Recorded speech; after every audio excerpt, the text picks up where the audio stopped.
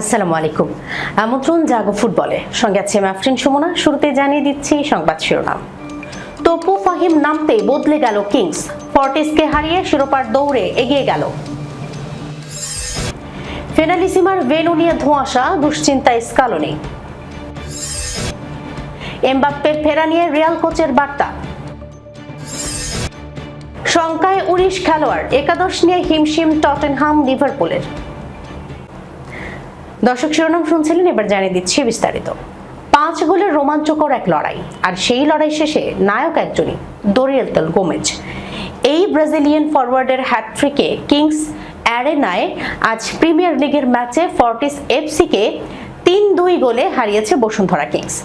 এই জয়ে 11 ম্যাচে 24 পয়েন্ট নিয়ে লিগ টেবিলের শীর্ষস্থানটা মজবুত করার পাশাপাশি শিরোপার দৌড়েও এগিয়ে গেল 5 বারের লিগ চ্যাম্পিয়নরা। 2-এ থাকা ফর্টিসের সমান ম্যাচে পয়েন্ট 21।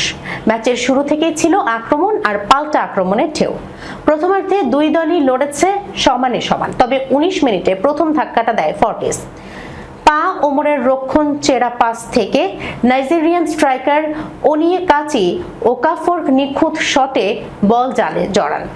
1-0 গোলে পিছিয়ে পড়ে কিংসের ডাগ আউটে তখন কিছুটা দুশ্চিন্তার মেঘ। তবে ম্যাচে ফিরতে খুব একটা সময় নেয়নি কিংস। 24 মিনিটে ডান প্রান্ত দিয়ে ঝড়ের গতিতে আক্রমণে ওঠা রাকিব হোসেনকে ডি বক্সে ফাউল করেন ফর্টিসের ডিফেন্ডার আব্দুল্লাহ ওমর। রেফারি পেনাল্টির বাঁশি বাজাতে দ্বিধা করেননি।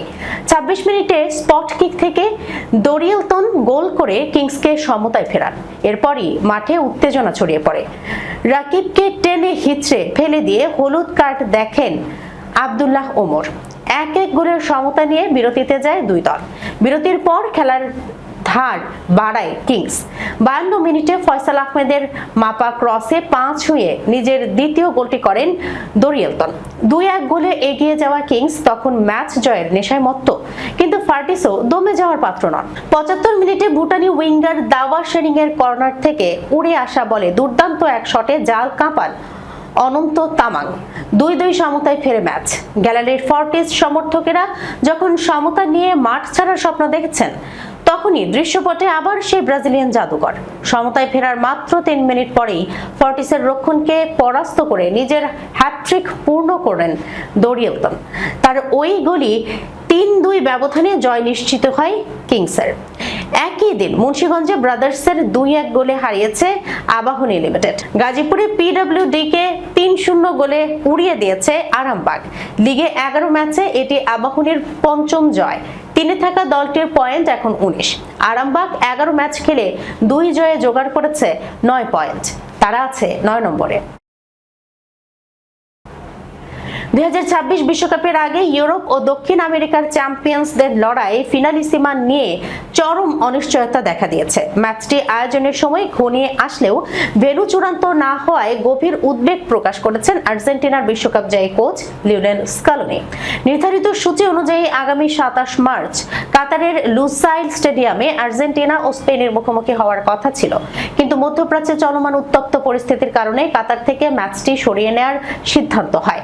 এরপর থেকেই দুই দেশের ফুটবল ফেডারেশন নতুন ভেন্যু খুঁজে পেতে হিমশিম খাচ্ছে। সূত্রের খবর অনুযায়ী স্পেন তাদের ঘরের মাঠ রিয়াল মাদ্রিদের সান্তিয়াগো বার্নাব্যু স্টেডিয়ামে ম্যাচটি আয়োজন করতে চেয়েছিল, কিন্তু আর্জেন্টিনার পক্ষ থেকে এই প্রস্তাবটি ফিরিয়ে দেওয়া হয়েছে। ফলে ম্যাচটির ভাগ্য এখন ঝুলে আছে।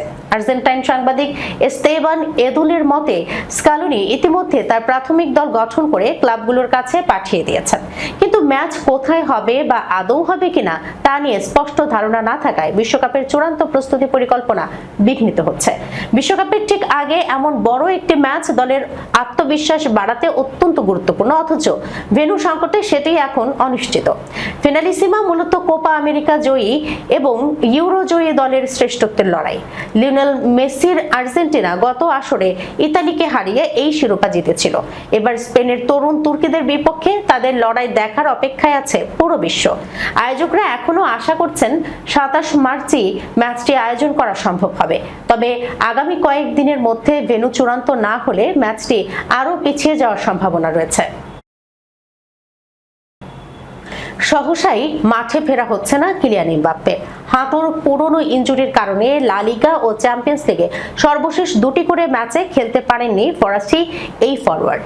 আজ শনিবার স্প্যানিশ লা লিগায় এলচের মুখোমুখি হবে রিয়াল। এই ম্যাচেও এমবাপ্পেকে পাবে না রিয়াল। তার দলে না থাকার সময় যেন বেরিয়ে চলেছে। তবে চ্যাম্পিয়ন্স লিগের শেষ 16য় ফিরতি লেগে সিটির বিপক্ষে ম্যাচে দলের সেরা তারকাকে একাদশে পাওয়ার ব্যাপারে আশাবাদী রিয়াল কোচ আলভারো আরবেলোয়া। আগামী 18 মার্চ ম্যান সিটির মাঠে চ্যাম্পিয়ন্স লিগের ফিরতি লেগে এমবাপ্পের খেলা নিয়ে আলভারো বলেন, প্রতিদিন এমবাপ্পের অবস্থার উন্নতি হচ্ছে। তার সেরে ওঠার প্রক্রিয়া পরিকল্পনা অনুযায়ী হচ্ছে। আমরা একটি পরিকল্পনা তৈরি করেছি, এটি তার উন্নতির উপর নির্ভর করে। তবে আমি দেখছি সে খুব ভালো করছে। আগামীকালকে ম্যাচে তাকে পাওয়া যাবে না, তবে আমি আশা করছি ম্যানচেস্টার যাবে। আমরা আগামীকাল দেখব সে কেমন অনুভব করছে এবং রোববার আমরা চূড়ান্ত সিদ্ধান্ত নেব। প্রিমিয়ার লিগে কাল অ্যানফিল্ডে দেখা হবে লিভারপুল ও টটনহ্যাম হটস্পারের। তবে গুরুত্বপূর্ণ এই ম্যাচের আগে বড় দুশ্চিন্তায় পড়েছে দুই দলই। চোট, অসুস্থতা ও নিষেধাজ্ঞার কারণে দুই দলের মিলিয়ে প্রায় 19 খেলোয়াড়ের মাঠে নামা অনিশ্চিত হয়ে পড়েছে। গত সপ্তাহে চ্যাম্পিয়ন্স লিগে অ্যাটলেটিকো মাদ্রিদের কাছে 5-2 গোলে হারের পর কঠিন সময় পার করছে টটনহ্যাম। লিগের পয়েন্ট তালিকায় দলটি এখন ষোড়শ স্থানে। অবনমন অঞ্চলের ঠিক ওপরে থাকা টটেনহ্যামের হাতে বাকি আছে আর 9টি ম্যাচ। ফলে অ্যানফিল্ডে লিভারপুলের বিপক্ষে ম্যাচটি তাদের জন্য বেশ গুরুত্বপূর্ণ হয়ে উঠেছে। টটেনহ্যামের দায়িত্বপ্রাপ্ত কোচ ইগোর টিউডর জানিয়েছেন, দলের কয়েকজন গুরুত্বপূর্ণ খেলোয়াড় এই ম্যাচে থাকছেন না। মাঝ সপ্তাহে ম্যাচে সংঘর্ষে মাথায় আঘাত পাওয়ায় ক্রিস্টিয়ান রোমেরো ও জোয়াও পালিনিয়ার খেলতে না পারা প্রায় নিশ্চিত। চিকিৎসকদের নির্দেশনা অনুযায়ী তারা এখন পর্যবেক্ষণে রয়েছেন। এছাড়া নিষেধাজ্ঞার কারণে ডিফেন্ডার মিকি ফন দে ফেন খেলতে পারবেন না। মাঝমাঠের খেলোয়াড় ইভ বিসুমারও চোট রয়েছে বলে জানিয়েছেন টিউডর। নতুন যোগ দেয়া কনর গ্যালাঘার জ্বরে ভুগছেন, তবে ম্যাচের আগে তার সুস্থ হয়ে ওঠার আশা করছে দলটি। টিউডর বলেন, ফন দে ফেন খেলতে পারবে না। বিসুমার সমস্যা আছে এবং গ্যালাঘারের জ্বর হয়েছে। আমরা আশা করছি সে ঠিক হয়ে যাবে। প্রায়ই কোনো না কোনো সমস্যা হচ্ছে। আমার কোচিং জীবনে এমন পরিস্থিতি খুব কমই দেখেছি। টটেনহ্যামের আরো বেশ কয়েকজন খেলোয়াড় বিভিন্ন চোটের কারণে দলে নেই। তাদের মধ্যে রয়েছেন জেমস ম্যাডিসন, দেজান কুলুসেভস্কি, দরিদ্র Bentancur, Mohammed Kudus, Wilson Odobert, Destiny Udogie, Ben Davies ও লুকাস বের্গভাল। অন্যদিকে মৌসুম জুড়ে চোট সমস্যায় ভুগছে লিভারপুলও। গোলরক্ষক আলিসন বেকারের খেলা এখনো নিশ্চিত নয়। পেশির চোটের কারণে গত সপ্তাহে তুরস্কে গালাতাসারাইয়ের বিপক্ষে ম্যাচে খেলতে পারেননি তিনি।